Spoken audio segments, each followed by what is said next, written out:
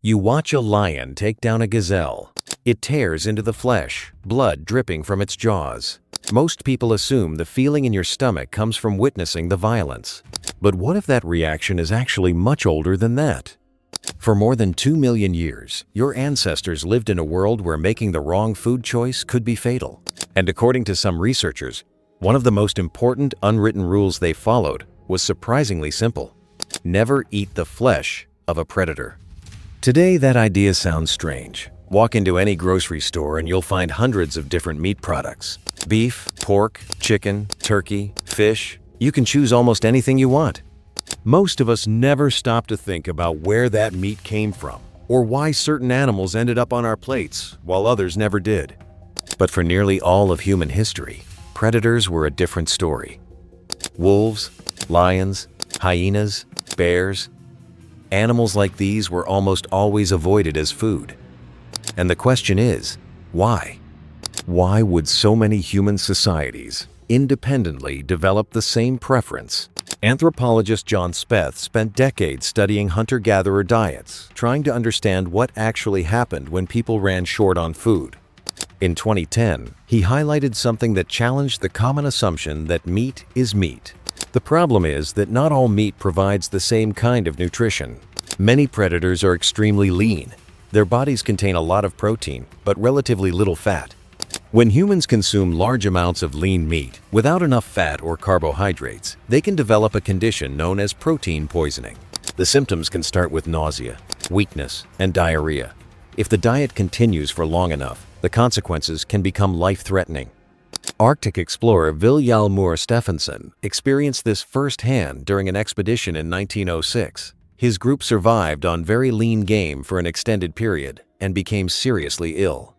He later described the experience as rabbit starvation because even when food seemed plentiful, the lack of fat left them physically deteriorating.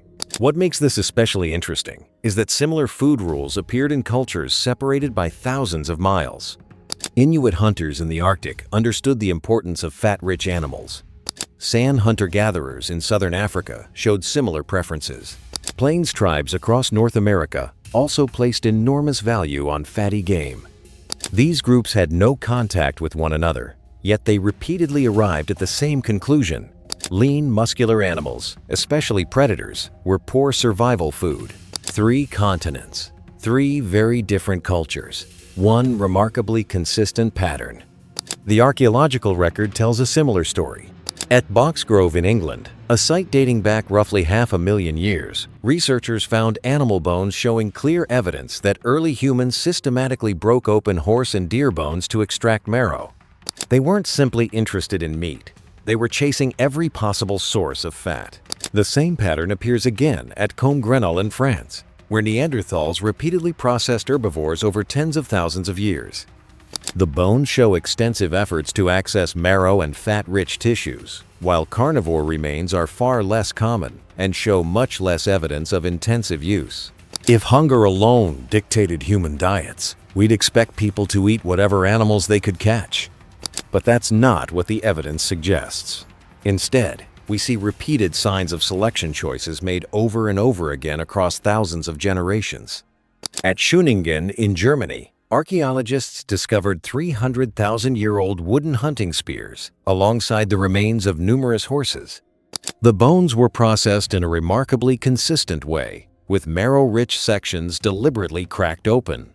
Once again, the priority appears to have been fat rather than simply muscle meat.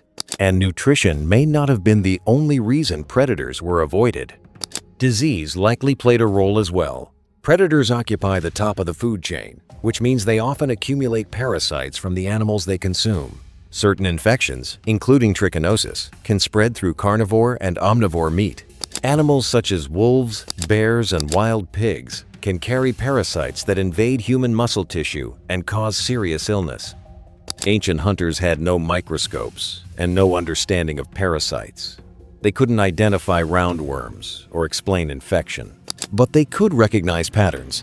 Eat a certain kind of animal and people got sick. Avoid that animal and they didn't. Over many generations, that knowledge may have become deeply embedded in cultural traditions long before anyone understood the biology behind it. Now imagine a hunt 40,000 years ago. You've spent 2 days tracking a herd of bison across open grassland. Finally, the hunt succeeds. The moment the animal is down, your group begins processing it. The organs are removed first: the liver, the kidneys, the valuable fat surrounding the internal organs. Every calorie matters, and the richest foods are the most prized. Nearby, a lean predator carcass lies abandoned. No one even considers it. Not because there's a written rule, not because anyone delivered a lecture about nutrition. The decision is almost automatic. The animal offers little of what your body needs most. Fat means survival, and this carcass has almost none. The children eat first. Other members of the group follow. The same priorities are repeated again and again, generation after generation, across a time span so vast it's difficult to comprehend.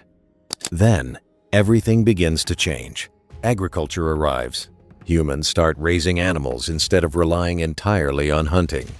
Cattle, sheep, and pigs provide dependable sources of meat and fat. Food becomes more predictable, and many of the survival pressures that shaped ancient diets begin to fade. The old taboo no longer serves the same purpose, but it never completely disappears. Instead, it may transform into something else: disgust. Even today, many people feel uncomfortable at the thought of eating a dog, a wolf, or a large cat. Logically, most understand that meat is meat, yet the emotional reaction remains. That feeling may be cultural, it may be practical, or it may reflect instincts shaped over countless generations. Whatever the explanation, the response is surprisingly persistent. Your ancestors tracked fat with the same attention you give your phone's battery percentage. Finding enough of it often meant the difference between survival and starvation. Today, most people never think about the fat content of wild game. We live in a world of supermarkets, refrigerators, and year-round abundance. But for ancient humans, food choices carried consequences that lasted far beyond a single meal. They built traditions around lessons learned through experience. They passed down warnings without needing to understand the science behind them. Those warnings were written into habits, stories, hunting practices, and cultural taboos. The bones, the spearheads, and the archaeological evidence suggest that one lesson stood above many others.